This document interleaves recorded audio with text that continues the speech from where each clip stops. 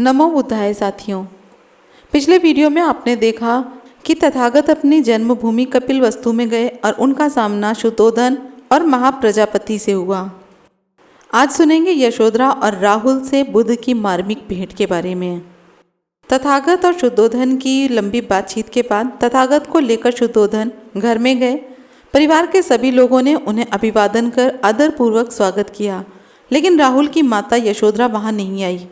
शुद्धोधन ने उसे बुलवाया, किंतु उसने उत्तर भिजवाया कि मैं किसी योग्य समझी जाऊंगी तो सिद्धार्थ मुझसे मिलने यहीं आएंगे।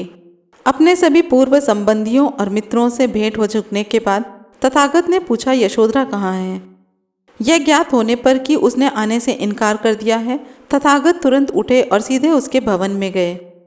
तथागत ने सारीपुत्र और मोगलान को साथ में लेकर यशोधरा के कमरे में प्रवेश किया। उन्होंने उन दोनों से कहा, मैं तो मुक्त हूँ, लेकिन यशोधरा अभी भी मुक्त नहीं है। इतने लंबे समय तक मुझे नहीं देख पाने के कारण वह अभी भी दुखी है। जब तक उसका दुख आंसुओं के मार्ग से बह न जाएगा, उसका जी भारी रहेगा। यदि वह तथागत का स्पर्श भी कर ले तो उसे रोकना नहीं। यशोधरा गहरे विचार में खोई हुई अपने कमरे में बैठी थी। जब तथागत ने प्रवेश किया तो स्नेहाधिक्य में वह एक लबालब भरे पात्र की तरह स्वयं को छलकने से रोक नहीं पाई। वह भूल गई कि उसका स्नेह भाजन महामानव बुद्ध है, लोक गुरु हैं, सत्य का महान उपदेष्टा है। उसने तथागत के चरण पकड़ लिए और जोर जोर से रोने लगी।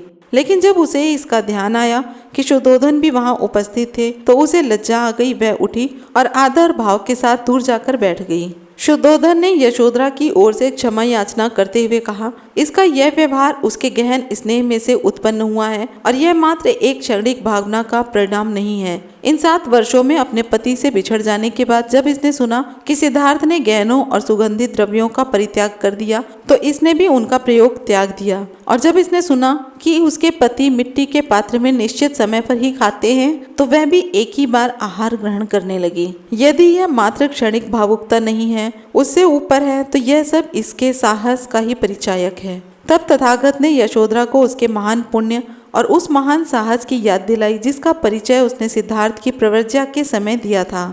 उन्होंने कहा कि जब वह बोधिसत्व की अवस्था में बुद्धत्व प्राप्त करने के लिए प्रयत्नशील थे, उस समय उसकी पवित्रता, उसकी भद्रता तथा उसकी भक्ति ही उनका सबसे अमूल्य संबल सिद्ध हुई थी। वह उसी का कर्म था और उस महान पुण्य का परिणाम था। यशोधरा की वेदना वचनों से परे अकथनीय थी। आध्यात्मिक उत्तराधिकार के रूप में उसके गौरव में वृद्धि हुई थी। उसके जीवन काल में श्रेष्ठ आचार व्यवहार ने उसे एक अनुपम व्यक्तित्व प्रदान किया था। तब यशोधरा ने 7 वर्ष के राहुल को एक राजकुमार की तरह वस्त्र पहनाए और फिर उससे बोली, यह श्रमण जिनकी छवि इतनी तेजस्वी है, जो महान विभूति के समान दिखाई देते हैं, वे तुम्हारे पिता हैं। उनके पास अक्षय निधि है जिसे मैंने अभी तक नहीं देखा है। उनके पास जाओ और उनसे वह अक्षय निधि मांगो, क्योंकि एक पुत्र को अपने पिता की संपत्ति का उत्तराधिकार प्राप्त करना ही चाहिए। राहुल ने उत्तर दिया, मेरा पिता कौन है? मैं किसी पिता को नहीं, बस केवल शुद्धोधन को ही जानता हूँ। यशोधरा ने बच्चे को गोद में उठा लिया और खिड़की में से भगवान बुद्ध की ओर इशारा करके दिखाया, जो निकट ही भिक्षु संघ के बीच बैठे भोजन ग्रहण कर रहे थे, और राहुल को बताया कि वही उसके पिता हैं, शुद्धोधन नहीं। तब राहुल उनके पास गया और उनके चेहरे को देखता हुआ निर्भयता पूर्वक और अत्य स्नेह स्निग्ध स्वर में बोला, क्या आप मेरे पिता नहीं हैं? और उनके पास खड़े होकर उसने आगे कहा, हे श्रमण, तुम्हारी छाया बड़ी सुखकर है। तथागत मौन रहे। तब तथागत ने भोजन समाप्त कर लिया तो उन्होंने आशीर्वाद दिया और महल से चल दिए। किंतु राहुल उनके पीछे पीछे हो लिया और उसने अपना उत्तराधिकार मांगा। राहुल को किसी ने नहीं रोका, स्वयं तथागत ने भी नहीं। तथागत ने सारीपुत्र की ओर देखते हुए कहा, मेरा पुत्र उत्तराधिकार चाहता है। मैं उसको यह नाशवान निधि नहीं दे सकता जो अपने साथ चिंताएं और दुख लाती हैं, लेकिन मैं इसे पवित्र जीवन का उत्तराधिकार दे सकता हूँ, ऐसी निधि जो कभी नष्ट नहीं हो सकती। तब राहुल को गंभीरता के साथ ही संबोधित करते हुए तथागत बोले, सोना चांदी और हीरे जवाहरात तो मेरे पास है नहीं, किंतु यदि तू आध्यात्मिक निधि प्राप्त करने का इच्छुक है और उसे उठा सकने तथा संभाल कर रखने में समर्थक है तो वह मेरे पास बहुत है। मेरी आध्यात्मिक निधि मेरा सदाचरण का मार्ग है। क्या तू उनके संग में प्रविष्ट होना चाहता है जो अपना जीवन मन को संयत करने में लगाते हैं और जो श्रेष्ठतम आनंद प्राप्त करने का प्रयास करते हैं और जो मिल भी सकता है? राहुल ने दृढ़तापूर्वक उत्तर दिया कि मैं चाहता हूँ। जब शुद्धोधन ने सुना कि राहुल भी भिक्षु संघ में शामिल हो गया है तो उन्हें बहुत दुख हुआ। तो ये था तथागत के साथ राहुल और यशोधरा का वार्तालाप। अब सुनते हैं शाक्यों द्वारा तथागत का स्वागत। जब तथागत शाक्य जनपद में लौटे तो उन्होंने जनपद वासियों को दो समूहों में बटा हुआ पाया, एक अपने पक्ष में और दूसरा विरोध में। इससे उन्हें शाक्य संघ के उस पुराने मतभेद की याद आई जब शाक्य और कोलियों के बीच युद्ध के प्रश्न पर वाद विवाद हुआ था, जिसमें उन्होंने महत्वपूर्ण भूमिका निभाई थी। जो उस समय उनके विरोधी थे उन्होंने अभी भी उनके प्रति श्रद्धा व्यक्त करने और उनकी महानता को स्वीकार करने से इनकार कर दिया, और जो उनके पक्ष में थे उन्होंने प्रति परिवार एक एक पुत्र उनके संग में दीक्षित करने का निर्णय लिया। वे कुल पुत्र संग में दीक्षित होकर तथागत के साथ वापसी में राजगृह की ओर चल दिए। जिन परिवारों ने अपने यहाँ से एक एक पुत्र समर्पित करने का निश्चय किया था उनमें से एक परिवार अमितोदन का भी था। अमितोदन के दो पुत्र थे, एक था अनिरुद्ध जिसका बहुत लाड प्यार और ऐश्वर्य में पालन पोषण हुआ था, और दूसरा था महानाम। महानाम अपने भाई अनिरुद्ध के पास गया और बोला, या तो तुम गृह त्याग करो या मैं करूँगा।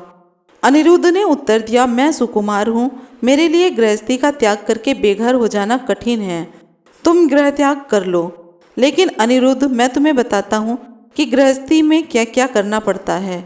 पहले तो तुम्हें खेतों में हल जुतवाना होता है, उसके बाद खेतों में बीज बुआना होता है, खेतों में पानी सिंचवाना, पौधों की निराई करानी, फसल को कटवाना, फसल को ढोकर उठवा कर ले जाना, उसकी पूली बंधवाना, बैलों से रौंदवाना होता है, फिर तिनके पृथक पृथक कराना होता है, भूसी पृथक करानी होती है, उसे फटकवाना होता है, फसल को कोठों में भरवाना होता है। जब यह सब हो जाए तो अगले वर्ष फिर से यही क्रम दोहराना होता है और यह क्रम प्रत्येक वर्ष चालू रखना होता है। कार्यों का तो कोई अंत नहीं है, आदमी के कामों की तो कभी समाप्ति नहीं होती है। हमारा श्रम कब खत्म होगा, हमारे काम कब समाप्त होंगे, इन 5 इंद्रियों के सुख का भोग करते हुए हम कब आराम से रह सकेंगे। और हाँ प्रिय अनिरुद्ध, कार्यों का तो कोई अंत नहीं है, हमारी मेहनत की समाप्ति तो कभी होती ही नहीं। अनिरुद्ध बोला, तो गृहस्थी के भार को तुम ही संभालो, मैं ही घर से बेघर हो जाऊंगा। तब अनिरुद्ध शाक्य अपनी माँ के पास गया और उनसे बोला, माँ, मैं गृह त्याग करके प्रव्रजित होना चाहता हूँ, मुझे ऐसा करने की अनुमति दीजिए। अनिरुद्ध शाक्य के ऐसा कहने पर उसकी माँ ने उत्तर दिया, अनिरुद्ध, तुम दोनों मेरे प्रिय पुत्र हो, तुम दोनों में से मैं किसी में भी कोई दोष नहीं पाती हूँ। किसी दिन मृत्यु आने पर भी, ना चाहते हुए भी मैं तुमसे अलग हो जाऊंगी, किंतु मैं जीते जी तुम्हें छोड़कर प्रव्रजित होने की अनुमति कैसे दे सकती हूँ। दूसरी बार फिर अनिरुद्ध ने वही प्रार्थना दोहराई और उसे दूसरी बार भी वही उत्तर मिला। तीसरी बार फिर अनिरुद्ध ने अपनी माँ से प्रार्थना की। उस समय शाक्य जनपद पर भद्य शाक्य राज्य करता था। वह अनिरुद्ध शाक्य का मित्र था। अनिरुद्ध की माँ ने यह सोचा कि भद्य शाक्य तो कभी अपने राज्य को छोड़कर नहीं जा सकता, इसलिए उसने अपने पुत्र से कहा, प्रिय अनिरुद्ध, यदि शाक्य राजा भद्य गृह त्याग कर दे तो तू भी उसके साथ प्रव्रजित हो सकता है। तब अनिरुद्ध भद्य के पास पहुंचा और उससे बोला, मित्र, मेरी प्रव्रज्या में तुम बाधक हो रहे हो। भद्य ने जवाब दिया, मित्र, यदि मैं बाधक हूँ तो वह बाधा दूर होनी चाहिए। मैं तुम्हारे साथ हूँ, तुम प्रसन्नता पूर्वक संसार त्याग दो। अनिरुद्ध बोला, आओ मित्र, हम दोनों एक साथ संसार का त्याग कर दें। भद्य बोला, मित्र, मैं संसार का त्याग करने में असमर्थ हूँ, तुम इसके अतिरिक्त मुझसे और कुछ करने के लिए कहो तो मैं वही करूँगा, तुम अकेले ही प्रव्रजित हो जाओ। अनिरुद्ध ने जवाब दिया, मित्र, माँ ने मुझसे कहा है कि यदि तुम प्रव्रजित हो जाओ तो मैं भी हो सकता हूँ, और तुमने अभी अभी कहा है यदि मैं बाधक हूँ तो वह बाधा दूर होनी चाहिए। मैं तुम्हारे साथ हूँ, प्रसन्नता पूर्वक संसार त्याग कर दो। इसलिए मित्र, आओ हम दोनों ही संसार को त्याग करें। तब शाक्य राजा भद्य अनिरुद्ध से बोले, मित्र, 7 वर्ष तक प्रतीक्षा करो, 7 वर्ष की समाप्ति पर हम एक साथ प्रव्रजित होंगे। अनिरुद्ध जवाब देता है, मित्र, 7 वर्ष का समय बहुत लंबा है, मैं 7 वर्ष तक प्रतीक्षा नहीं कर सकता। भद्दिये ने 7 वर्ष के काल को घटाकर 6 वर्ष कर दिया और इसी प्रकार समय कम करते करते 1 वर्ष प्रतीक्षा करने की बात कही, फिर 7 महीने और इस प्रकार घटाते घटाते 1 महीना और अंत में 15 दिन प्रतीक्षा करने की बात कही। प्रत्येक सुझाव पर अनिरुद्ध ने एक ही उत्तर दिया, प्रतीक्षा के लिए यह समय बहुत लंबा है। तब राजा बोला, अच्छा मित्र, 1 सप्ताह तो प्रतीक्षा करो, तब तक मैं अपने भाइयों और पुत्रों को राज्य सौंप दूंगा। अनिरुद्ध बोला, 7 दिन तो कोई लंबा समय नहीं है, इतने समय तो मैं प्रतीक्षा कर लूंगा।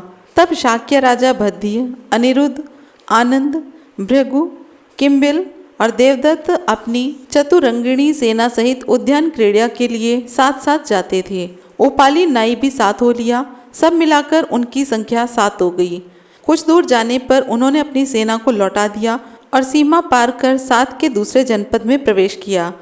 उन्होंने अपने सुंदर गहने कपड़े उतारे, उनकी गठरी बनाई और उपाली नाई से बोले, हे अच्छे उपाली, तुम अब वापस कपिलवस्तु चले जाओ, तुम्हारे जीने के लिए यह सब पर्याप्त है। हम जाकर तथागत की शरण ग्रहण करेंगे। और वे आगे चल दिए। वे चले गए और कपिलवस्तु लौटने के लिए उपाली ने विदा ले ली।